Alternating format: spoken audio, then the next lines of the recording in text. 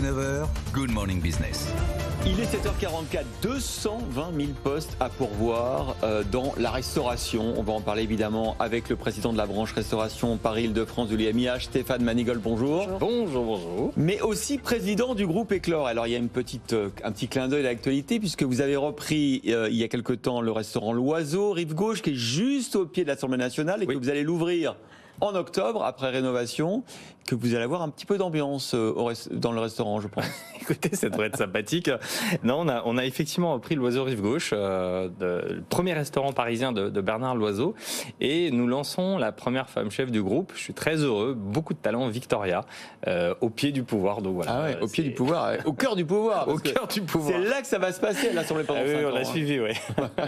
On va faire un point sur votre secteur. Ça fait pas si longtemps que vous ouvrez des restaurants. Et là, le grand sujet en ce moment, effectivement, c'est le recrutement, cette pénurie de main-d'œuvre. Comment venir à bout de 220 000 postes? Comment on fait?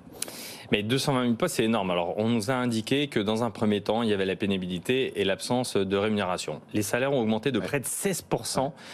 Tous les minima ont augmenté de 16%. Ça part peut-être très bas. Oui, mais je vous donne un exemple très concret pour celles et ceux qui nous écoutent et qui ont des enfants qui vont à l'école et qui mangent à la cantine scolaire. Il y a des cuisines, puisque ce sont des cuisiniers qui préparent. On ne peut pas parler de pénibilité dans une cantine scolaire. Il n'y a qu'un seul service, c'est du continu, que le service du midi. Les vacances scolaires, c'est exactement les mêmes que les enseignants ou que les élèves, c'est-à-dire qu'il y a globalement 6 mois de congés dans l'année. On ne peut pas parler de pénibilité. Et pourtant, eh bien, les maires, aujourd'hui, ont du mal à recruter pour ces postes. Ah, c'est dû à quoi, selon vous, alors? Tout simplement, je pense, c'est un phénomène mondial aujourd'hui. Il y a une destruction de la valeur travail. Le Covid est passé par là. En France, nous avons, et j'en suis heureux, c'est l'honneur de la France, on a protégé nos salariés, on leur a donné 84% de leur rémunération pour rester à la maison, sans contrepartie. Eh bien ça, c'était une bonne chose parce qu'il fallait protéger nos salariés, mais on se rend compte que les effets sont plutôt pervers derrière, puisqu'on a du mal à recruter, on a du mal à remettre cette machine travail, valeur en place. C'est intéressant ce que vous dites, vous y allez fort, mais c'est sans doute pertinent. Mais j'y vais fort et je vais y aller encore plus fort puisque nous avons fait un test, nous avons découvert et j'invite les chefs d'entreprise qui nous écoutent à le faire sur le site de Pôle emploi. Moi je trouve que Pôle emploi c'est vachement modernisé sur le digital et j'ai découvert il y a peu de temps que nous avons accès à la base de données de toutes celles et ceux qui cherchent du travail, qui sont inscrits sur le site Pôle emploi. Il suffit de s'inscrire sur le site de Pôle emploi, il vous demande votre cabis et une pièce d'identité et vous avez accès au numéro de téléphone. J'ai passé 2 semaines à appeler des candidats qui cherchent. Il y a plus de 5000 personnes en cuisine qui cherchent à Paris, 5000 personnes qui cherchent en salle du travail. J'en ai appelé un certain nombre pendant près de 2 semaines et ce qu'on me disait, rappelez-moi à la rentrée, on va laisser passer les vacances. Donc ça veut dire que c'est peut-être temporaire. Non, ça doit changer. Ouais. C'est inacceptable. Ouais. Quand un chef d'entreprise appelle un demandeur d'emploi pour lequel nous répondons à ces critères, et qu'on nous dise rappelez-moi à la rentrée, moi je trouve ça ulcérant. C'est pas rappelez-moi à la rentrée, déjà, c'est peut-être potentiellement vous allez prendre mon numéro et puis vous allez vous appeler parce que c'est vous qui cherchez. Non, mais c'est vrai. Et puis vous bénéficiez, et c'est tant mieux, de la solidarité nationale. La solidarité nationale, elle doit être mise en place à partir du moment où vous êtes dans une situation où il n'y a pas de débouché, où vous n'avez pas de travail. Et j'ai pas de problème à protéger pendant près de 2 ans des personnes, et c'est tant mieux. Mais pas quand il y a des tensions comme la profession, le bâtiment, etc. Alors ça veut dire que toutes les négociations qui sont en cours justement sur la pénibilité, sur le temps de pause, etc., pour vous, ça va encore encourager ce relatif démobilisation des salariés ? Vous savez, il faut évidemment qu'on balaye devant notre porte. Moi, je suis une nouvelle génération. Nous sommes très sensibles à tout ce qui est développement social et environnemental dans le groupe. Donc, on a plutôt une stabilité auprès des collaborateurs. On les paye bien, on les rémunère à leur juste valeur. Et vous savez, je leur dis régulièrement, le savoir n'a pas de prix, le talent, oui.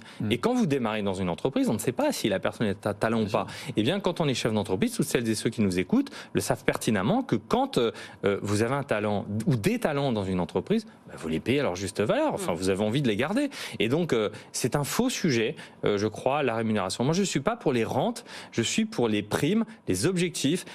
Et une entreprise, elle ne peut redistribuer que ce qu'elle a, c'est-à-dire son chiffre d'affaires. Si son chiffre d'affaires augmente, elle peut redistribuer. Si son chiffre d'augmente, stagne ou baisse, elle ne peut rien redistribuer. Le problème, c'est qu'à court terme, mais peut-être à long terme, ça va avoir un impact sur l'activité des restaurants, la suppression de services, par exemple. Bien sûr. Alors, vous savez, on est au tout début, mais lorsqu'aujourd'hui on commence à dessiner un restaurant, lorsqu'on reprend un restaurant et qu'on refait des travaux, eh bien on se dit, mais est-ce qu'on ne ferait pas des cuisines beaucoup plus grandes, avec des clients qui mangent autour de la cuisine et des cuisiniers qui, au fond, s'occupent de vous. Parce que nous avons aujourd'hui une problématique, non pas en cuisine principalement, mais en salle. Nous avons ce manque de valorisation de la salle, des métiers de la salle qui sont des beaux métiers, et puis il y a cette dureté aussi du consommateur en général, qui peut laisser des avis et qui fait mal aussi à certaines personnes. Alors il faut se remettre en cause et bien servir son client, ça j'ai pas de débat. Un point sur la fréquentation de vos restaurants, vous en avez 6 à Paris, puis vous êtes représentant de l'UMIH pour Paris et Île-de-France. Est-ce que les consommateurs sont là? Est-ce que les touristes sont revenus? Oui, les consommateurs sont présents et ça c'est plutôt une bonne chose. Les gens ont envie de se libérer un peu l'esprit, quoi. Quand on voit notre Vladimir Poutine qui fait peur au fond à tout le monde, bon bah aller au restaurant c'est pas un investissement sur du long terme, c'est de l'effet immédiat, c'est du bénéfice immédiat. Donc oui, évidemment, quand vous avez passé une journée de travail lourde, nous on est là pour vous accueillir et que vous passez un bon moment. Et les touristes sont là? Les touristes sont là, oui, sauf la clientèle asiatique, là on le voit, mais la clientèle américaine, l'Australie, la clientèle européenne et les Français principalement, puisque c'est ce que compose au fond l'ensemble de mes établissements aujourd'hui. Nous avons une clientèle locale, une clientèle de Parisiens et Parisiennes qui sortent, qui redécouvrent leurs établissements et ça il faut s'en féliciter.